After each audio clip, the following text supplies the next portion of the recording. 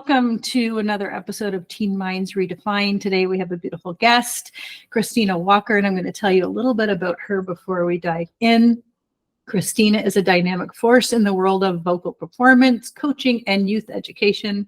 With over 2 decades of experience as a private vocal performance coach, Christina has honed her craft to perfection, guiding aspiring performers towards their full potential.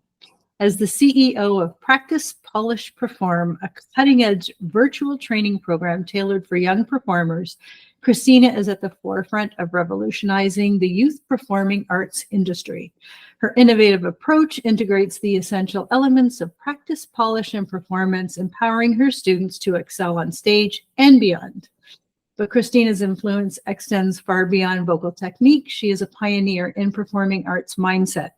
Education recognizing the importance of mental fortitude and resilience in the pursuit of artistic excellence. Through her visionary leadership, Christina is reshaping the landscape of youth performing arts, instilling confidence, discipline, and a growth mindset in her students. Beyond her professional achievements, Christina is a devoted mother of 4, ranging from 16 to 20. Her experiences as a parent provide her with a unique perspective, allowing her to connect deeply with both her students and their families. Christina is based in the vibrant city of Dallas, Texas.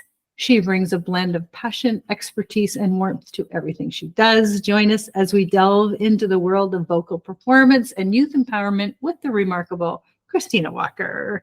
Welcome, welcome, welcome. Thank you. Thank you for that beautiful introduction. I completely appreciate that. It's beautiful. Thank you. Oh, got to do you right. I have been really doing some research on you. And of course, as I tell most of my guests, I don't normally look at anything except energy.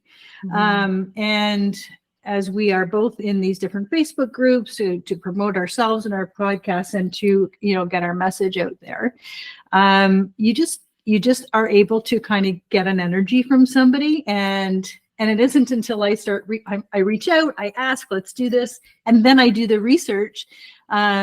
And I'm like, oh, this girl's a pretty big deal. So that's awesome. Good for you. I would love to know, is there anything in there that I didn't say that you would love to share? Oh, well, one thing I love that you did include is that I work well with the families of the performers. So much about raising a teenager or youth, whether they're in the performing arts or it's just, an athlete, whatever realm it is the family unit, whatever that looks like. Our teenagers have adult figures who are helping to guide them. And I love that you highlighted that because that is something that's really strong on my heart and that I do in my private studio is as I create those connections with the teenagers and their parents and or whomever that figure is in their life and in their world, because it's such a big deal how we can help steer our teenagers and the rise and fall sometimes of their teen years can greatly be influenced by the adults and by the family unit. And so I like that you highlighted that. Not everyone looks at it that way. And so I love that you found that one. Well, it's funny when I'm talking to people or even thinking about topics for my podcast, it always seems to go, I find a way, like I think, oh, this would be great because it doesn't matter if you're teaching a kid, you have a kid in your life, you have a sibling, it doesn't matter. You are somehow in some way connected to a kid.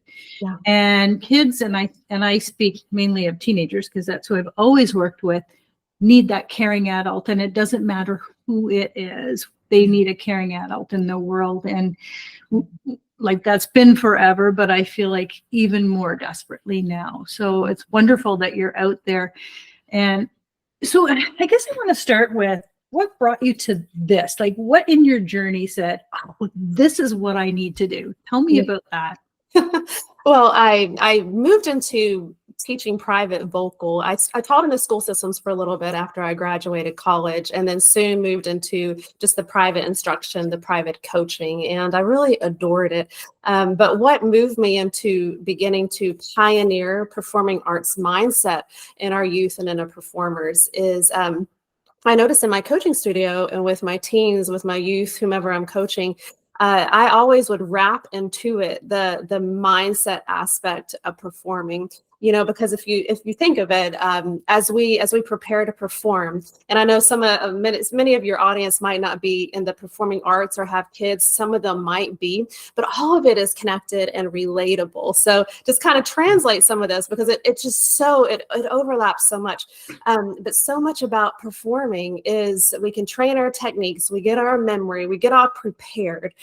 Think of people, let's say they're a student going for a presentation or something that's not in the arts, or an athlete going to a game. You put in the practice, you learn your plays, you put in all the conditioning, and then you have the moment where you're on stage, on the field, in the classroom, wherever that is. There's that moment where we'll call the stage, and they can't strengthen the practice. And what you've learned is learned. Your workout is done. As you're taking your test, you can't restudy. It's right there. You're in the moment. And the biggest factor that interjects into our performance, whether it's excellent, whether we're pleased with it or not, one of the biggest factors is how our mindset begins to handle the pressure of that moment that we're in, right? And so if that mindset hasn't been trained to be ready to handle the weight of the moment, think of these, I watched, all my kids are athletes, none of them are in the performing arts. So I was like, what is this? So I'm one of those parents who have to find coaches and other adults to help me help my kids, but I watch these high school athletes even, or college athletes. And if you think of them on these big screens, big stadiums, they're 18 years old, and the pressure of the weight that they have in that moment, how their mindset has been trained is going to be a determining factor of their result. And so I really, over the years of teaching, began to see the success, the high level or not so high level of performers, and how it really connected with the mindset training that I was able to give them and start with. And so to finish up the question, I'm sorry, please feel free to interject. Yeah, go. So I've always kind of done that because it was a big deal for me. And I could tell the story of how I had to break through back in college. But I started to kind of look out and to see what's available for our youth performers to train their mindset. And even now, there really isn't much at all. If you Google it, it's just so little is training the mindset. And it was a heart cry. It kind of broke my heart, because I'm thinking it's such a big deal. Not just for the stage, but just for life, to know that pressure moments come. They happen, whether you're going home and there's a conversation that you're about to have with that parent or someone in the home. It's a pressure. It's something's coming. It's your stage, and you're about to step onto that stage of the conversation. And if you can have a mindset plan in place, it really helps to diffuse things before they happen, to help you get in control of yourself. And so that's why I developed the Road to the Stage lessons that I've released to help performers to train their mindset. So that's I guess the short version. I love that, and I can almost immediately connect it to many of the conversations I've had with other guests, where we have said, if you are able to practice or rehearse those really difficult conversations before you have them, not only can you hear what you sound like, not only can you remove the fluff that you don't need, but it also allows you to not have as much of the emotion. If you're really having, you're talking to your kid about vaping or sex or drugs, and if it's an instant conversation, you're heightened and and then you're walking away going, oh my God, I don't know what the hell I just said. Yeah. Whereas if you had some practice before the stage, like I felt looking at all of the work that you do, there was all these metaphors for me. I'm like, oh my God, there's this. It was great. So tell me how even the teenager, let's talk about your 3 Ps first. Let's talk about how you work that in and what they actually mean. Yeah. So Practice, Polish, Perform is the name of the company.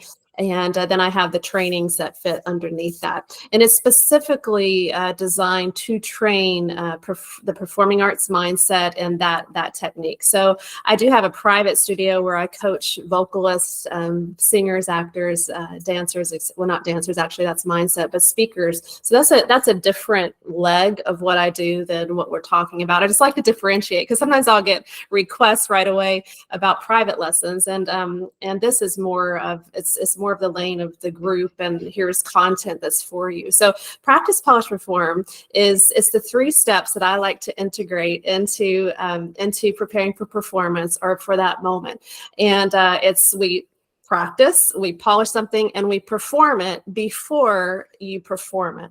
And that number 3 is a big step, because that's one that a lot of people never really do in they don't do, maybe not do as well in the performing arts, where we obviously we practice, and step 1, you get your techniques, you get your memory, you know, if you're preparing a presentation, you write your presentation, you do your research, you get your drafts, you get all that, the practice, the technical aspect of it is going on. On top of all of that, or I'm going to actually put it under here. Underneath all of that is the foundation of mindset. The mindset interweaves itself under everything we do as we prepare. And that's my P3 mindset method. And I can teach our audience that if we want to. So the mindset is going constantly. So as we practice and we learn our techniques and we learn the breathing, we learn different things. That's the practice part.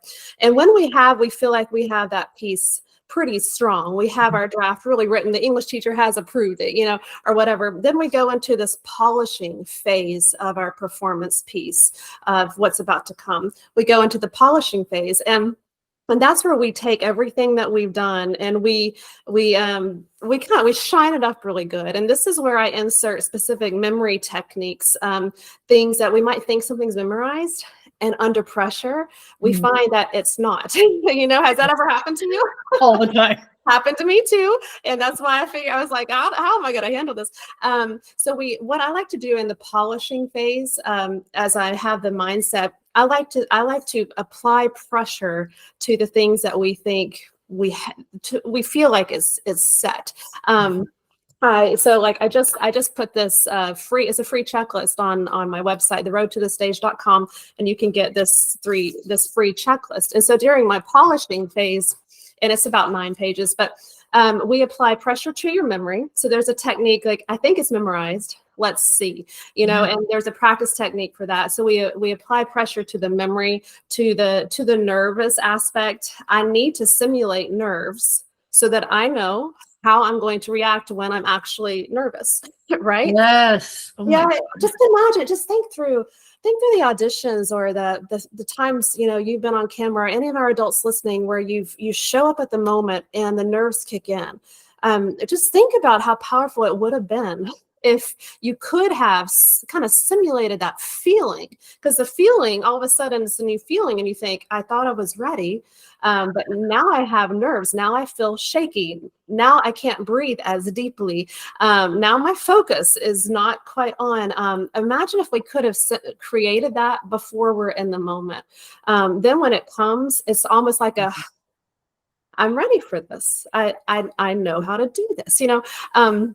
So during that polishing phase, we put pressure on those type of things. So, and it's the memory with pressure on the nerves, on the focus, on the flow, and then on the mindset.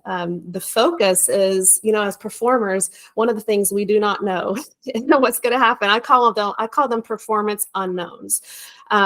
So you're in the moment of performing, you know, whatever it is, your monologue or whatever it is.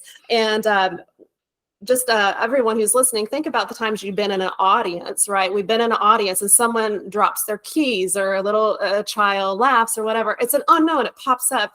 The performer, we see it and we hear all of it.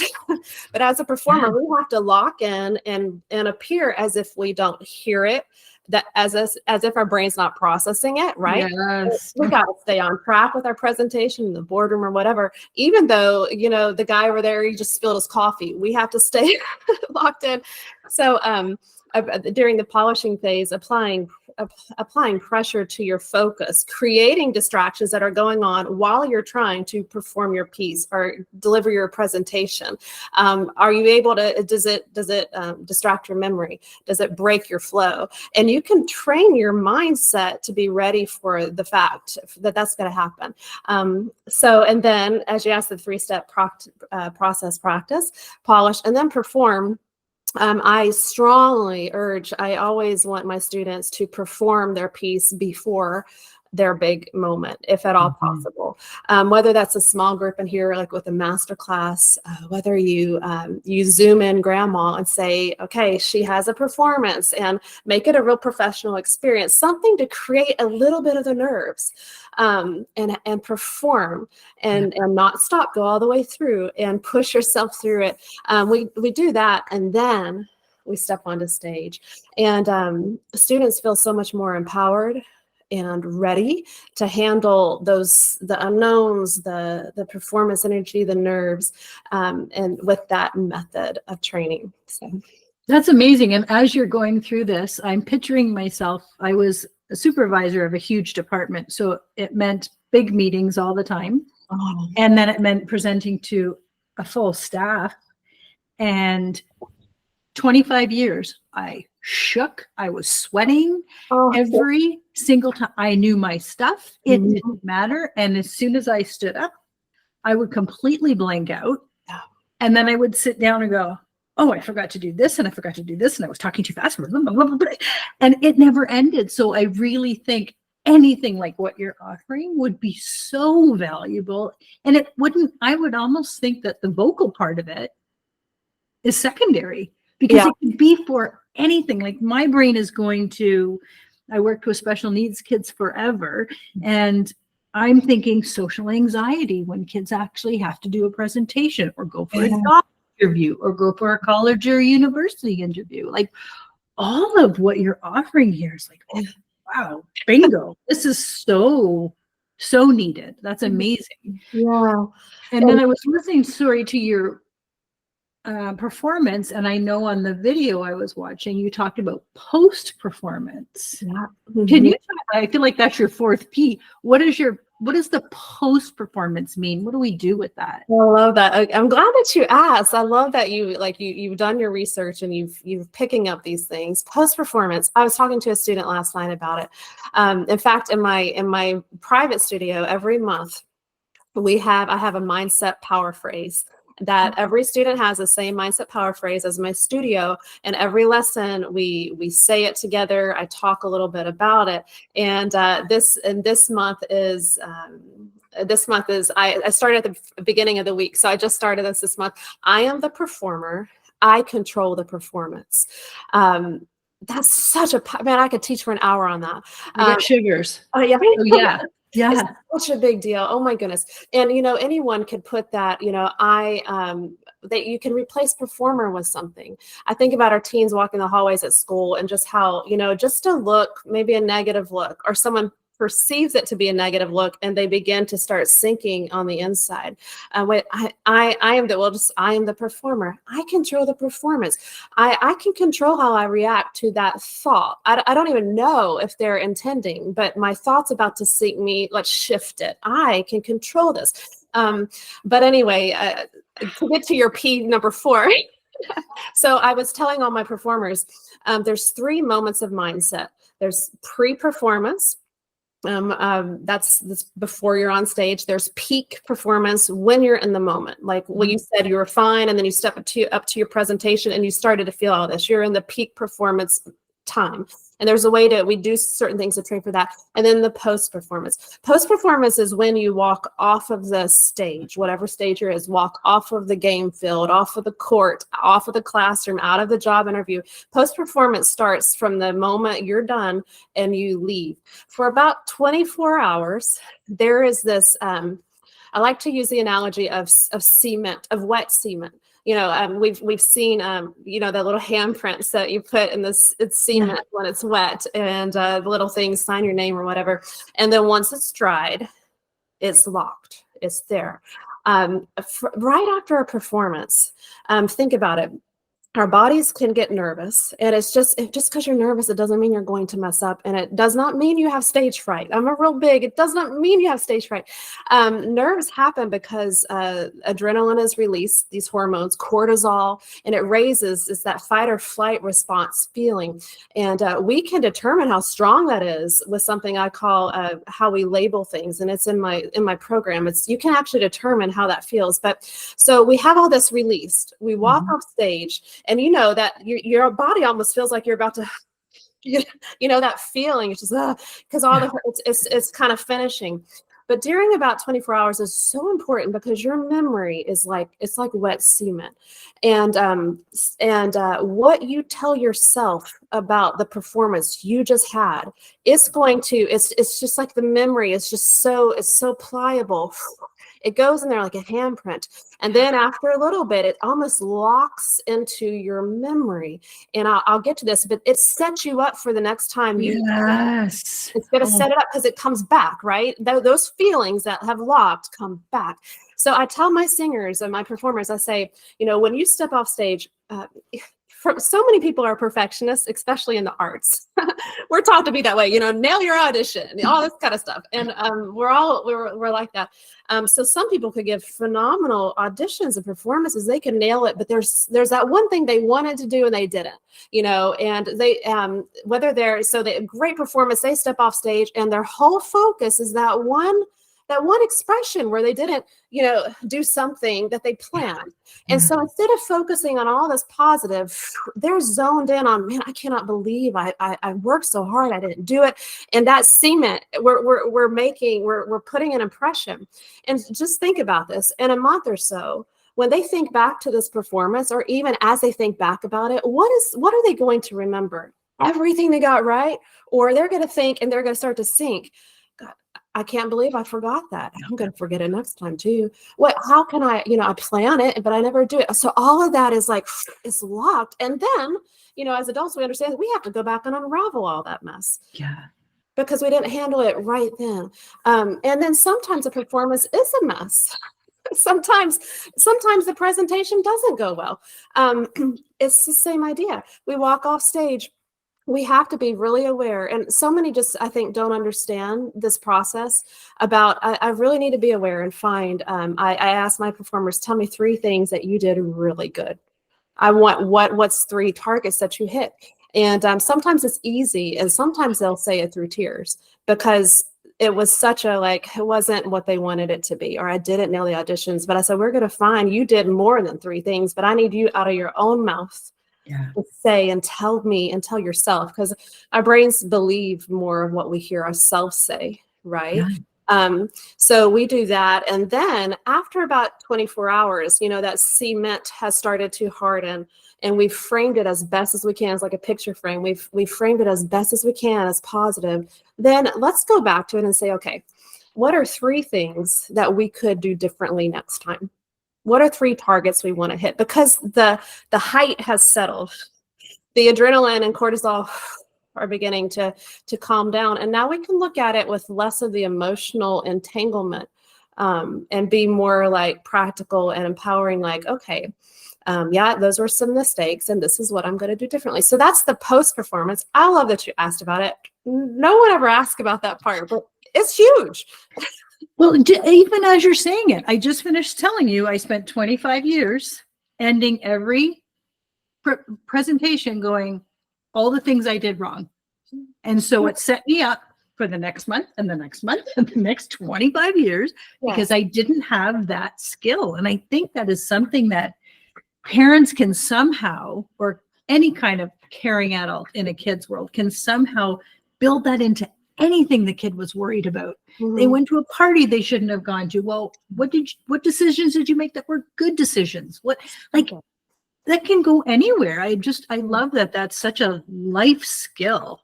Yeah. It's and the whole analogy about the cement is just, it's perfect. It's exactly easy to understand. Oh, that's very cool. So I want to talk about the whole creative, the arts, all of that, because I think we sometimes put our kids into categories. And, we put them into, well, they're either jocks or they're musicians or they're artists or they're science and math. Mhm. And that's where we're putting them, and that's where they're staying. Yeah. And I think being a creative, everyone has creative skills. Everyone has them. And I mean, both of my kids are very creative, both very, very musically talented, skipped a complete generation. I can't play spoons. I don't know where they get it from. But the important thing is, and it's taken me years to even figure out that I have a creative side that I really, and here I am creating podcasts. Like we have to have a mindset shift, I think. So can you talk about the importance of building the arts or any kind of arts like that? I'm not talking about just vocal performance, but any kind of art, building it into our kids' lives and strengthening and fostering that, as well as all the other things we want them to be skilled at. Yeah, sure. I love that. Because the arts is the arts activates a different part, as many of us know, a different part of our brain. And I think it just activates a different part of our emotions, and I think it's so important that the youth, whatever lane they're running in, that they have that flowing in their lives. And so how can parents do that? Some parents aren't musical, aren't in the arts at all, though they might enjoy and love music.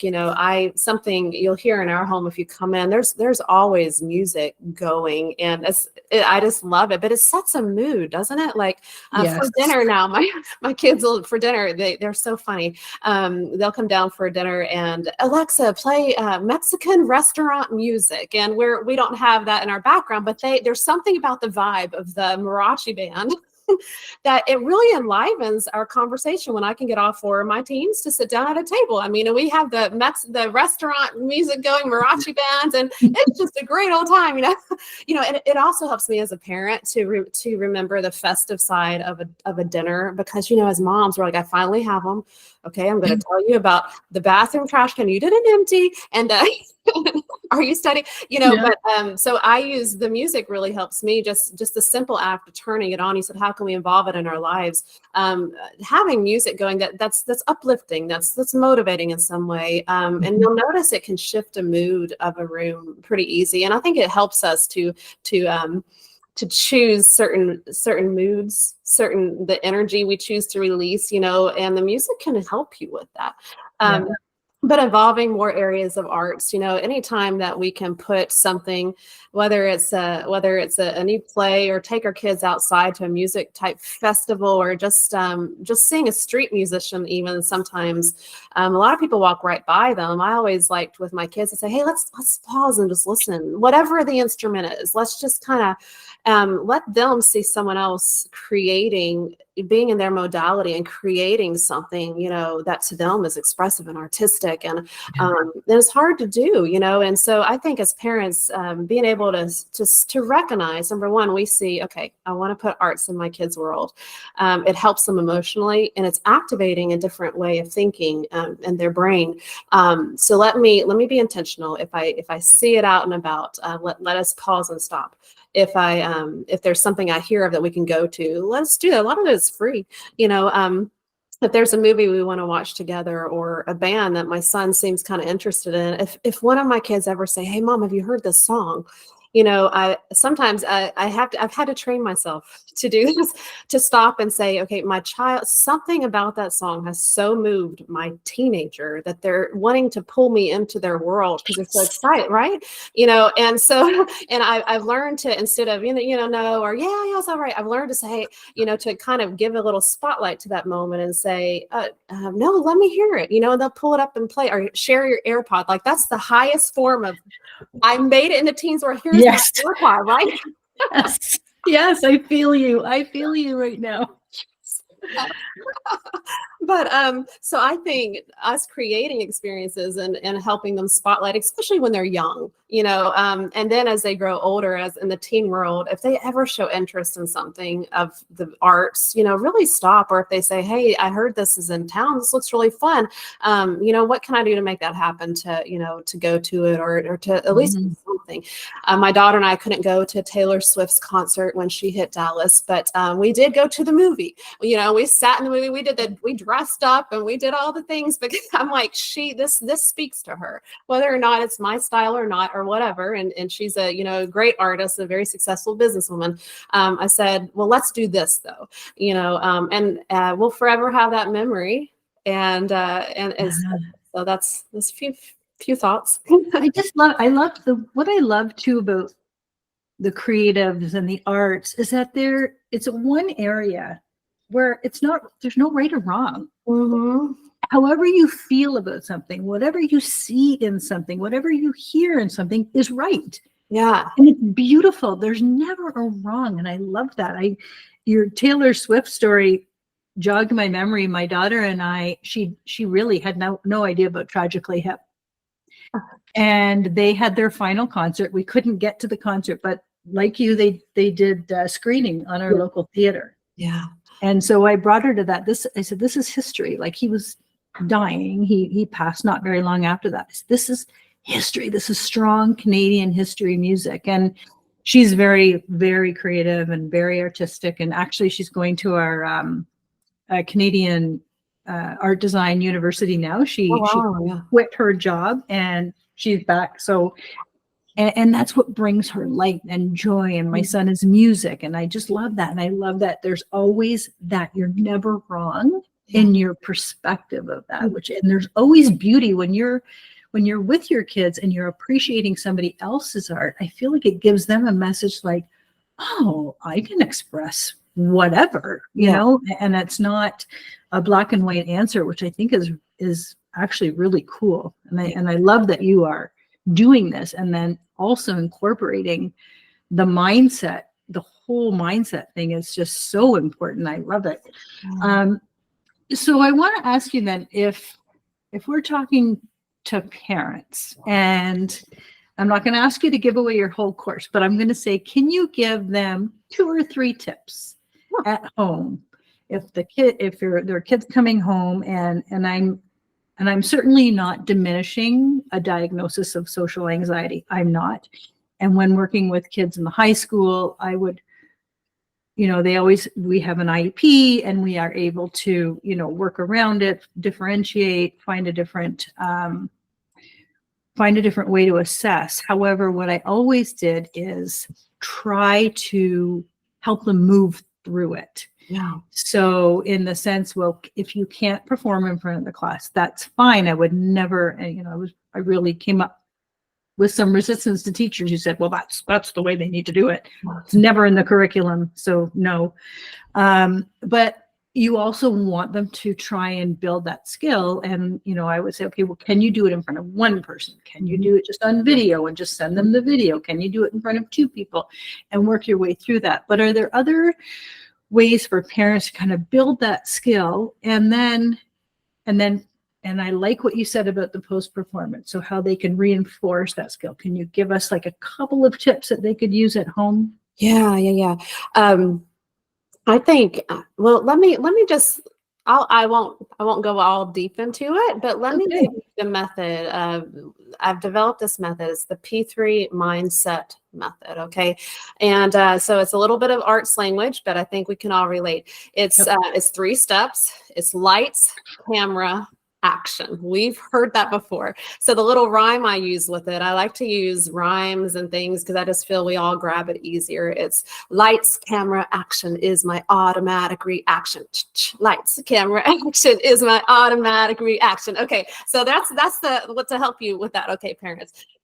Now you probably will have more success with teenagers if you do not try and do that in like a rhythm and dance. Okay.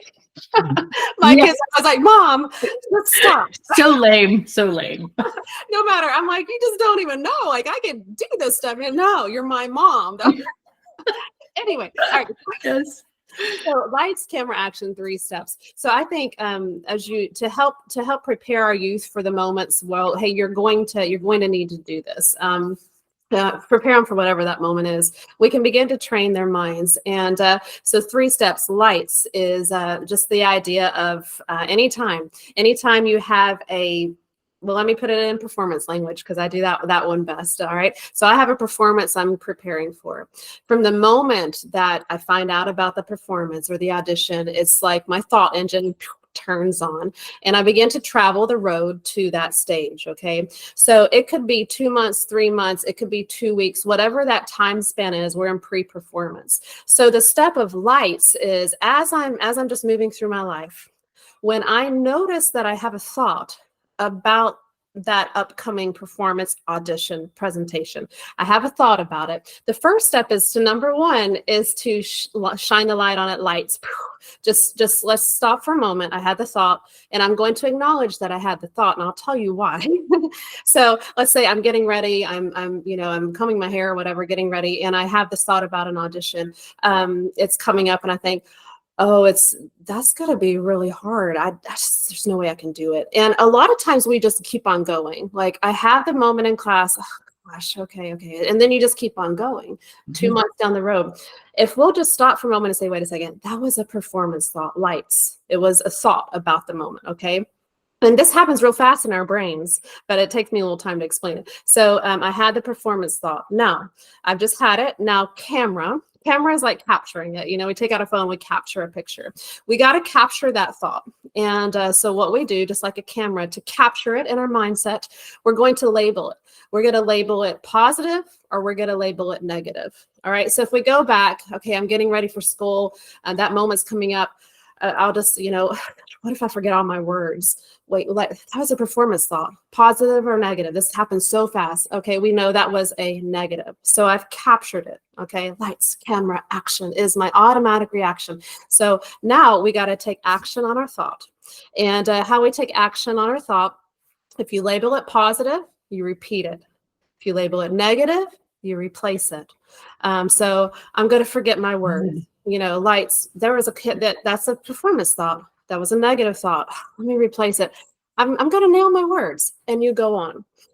So our automatic reaction in our thought processes when we're anticipating something that's coming. So we're telling our kids, or however, if they watch us training, sometimes as parents, I found that they listen better to others than us sometimes.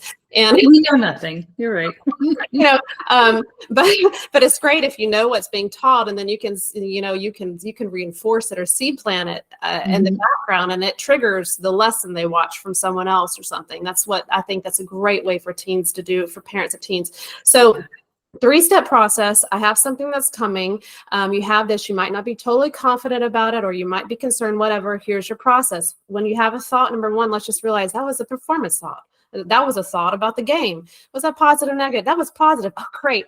I'm going to do great. It's negative. Like I'm going to drop the ball. I'm not going to drop the ball and go on. This is in pre-performance. So now think about this. In my lesson, in the road to the stage, I have something called performance energy, which is what I call nerves. Instead of nerves, I teach my students, don't say I'm nervous, say I have performance energy. Isn't that more empowering? Yes, it really is.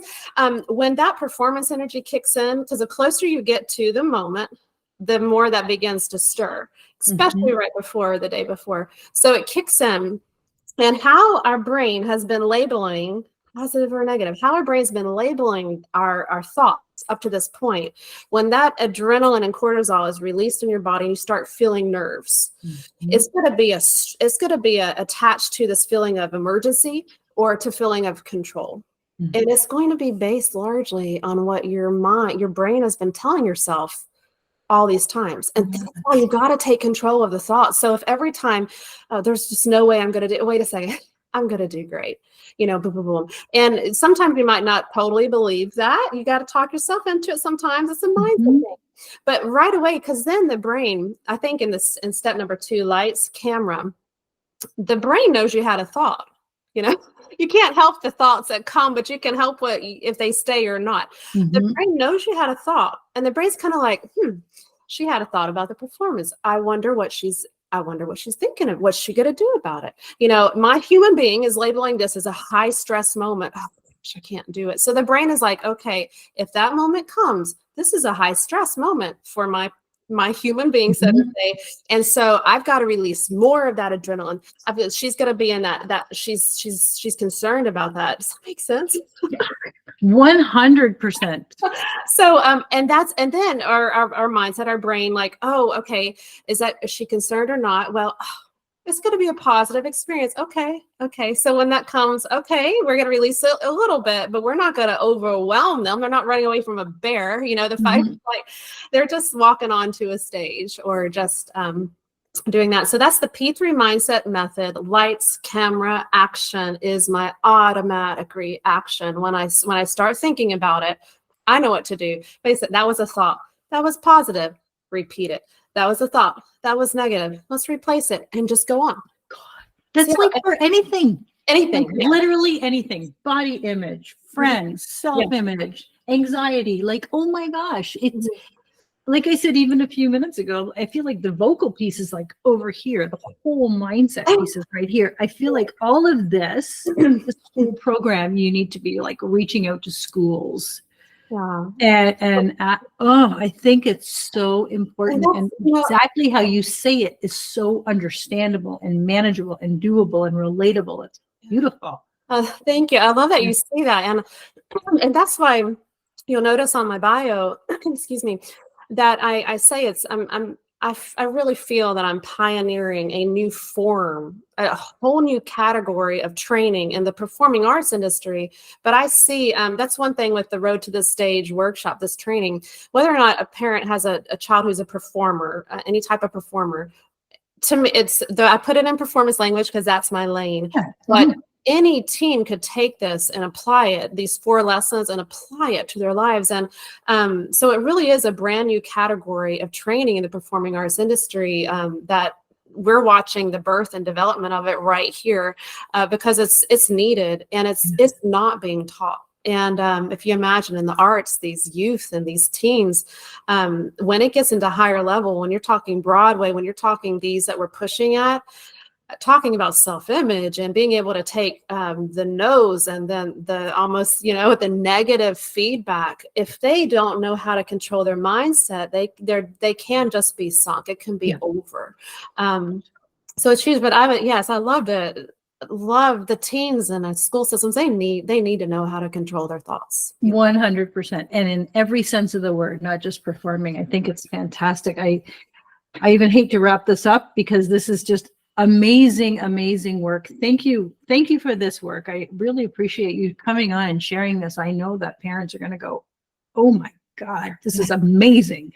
So tell us how we can work with you, how we can find you.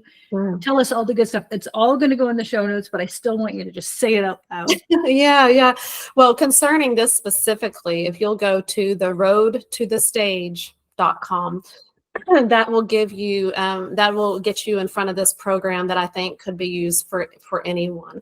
And so theroadtothestage.com. And on that, if you wanted that free checklist, if you do have a performer, 5 boxes to check the week before you perform or audition, I think it's very practical and helpful. It could save performances. So that's free. But you can get the product there. And what I'm going to do, or what I wanted to tell you I did, is I created a coupon code for anyone on your podcast. So the program, it'll get you 50% off of the program. It's $97 and it's 4 lessons and a 23 page workbook that I've designed. And in the lessons, we go through that. They're filling in the blanks. They're going through it. And so it'll be 50% off, and it's Teen Minds from your podcast, Teen Minds 50 off, 50 off. And I'll break that. I'm so grateful for that. Thank you. Thank you. Yes. Listeners, get on there. Get on there. Like teachers need to read, even teachers, like, honestly, everybody needs to get a hold of this information. I'm so grateful for your work. Any last words before we have to go? Parents, anyone listening, I was going to say one of my little things, but I'll say this: don't give up on your kids.